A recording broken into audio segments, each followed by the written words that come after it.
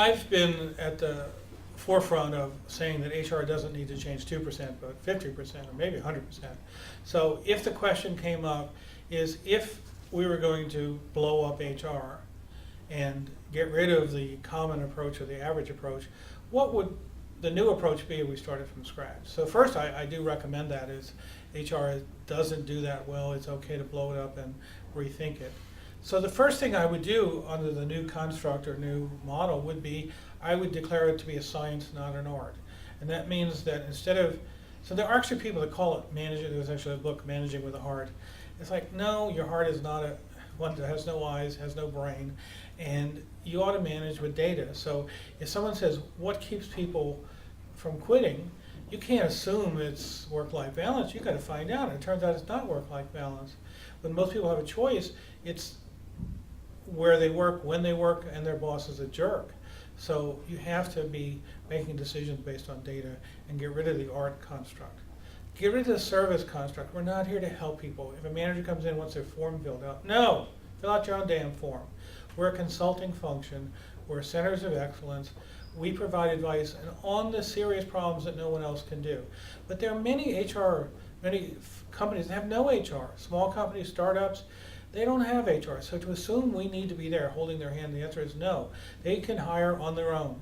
If we can't prove that by giving advice that we help them hire better or retain better or develop better, then we shouldn't be around.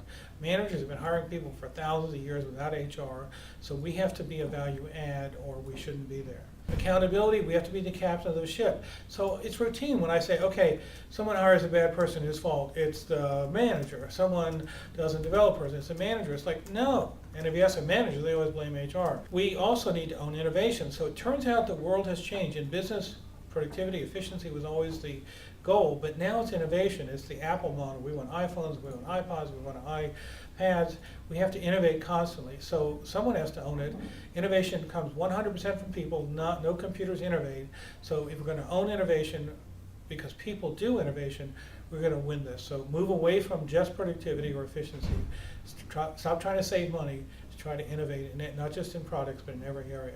We need to be more like supply chain and finance. We need to actually, I did some work with a major company, and they learned that recruiting is just like supply chain. So I said, well, did you bring in supply chain people? Well, we started with HR people, but we couldn't teach them supply chain. They couldn't figure it out. We did give up and just brought in supply chain people. So you have to populate your function with people that understand finance, understand technology, understand other business functions.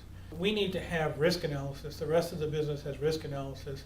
Where are we liable to get sued? Where are the cases where we should take the risk and where we shouldn't? And there's also a positive risk.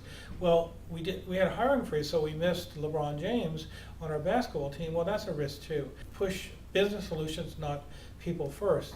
So most HR departments, their first phrase is people first. But no, why not technology? Why not contractors? Why not outsource? Push solutions, forget being defenders of people. Prioritize with a zero-based budget. So instead of just doing everything equally, say, no, we're going to stop doing everything every year unless you can justify yourself. The world changes, needs changes. We need to prioritize, put the most money into things that matter, and just eliminate things that don't. We need to influence people as opposed to threaten them. So no more, you have to do this, you're going to get sued. Just influence them to change. The best practice firm here in rethinking HR has to be Google. So some examples, span of control. They have 50 to 100 employees per manager. Why? Because even with a bad manager, you couldn't track down your employees to order them to do stuff. So you can't order people when you can't find them. Influence, you can't yell at people. You can't order them to do work. They can do whatever they want. They have 20% time. They can spend their own time on projects. They have to find their own work. Instead of a manager saying, you do this, you have to find a project. You have to find people that want to work with you. And so the open marketplace of ideas is something great. And certainly the fact that they use algorithms, they use mathematics to figure out what works and what doesn't. And finally, it turns out that they're great risk takers. If you look at where most of their ideas come from, they come from employees with their 20% time. Maybe 70% of the new ideas come from this.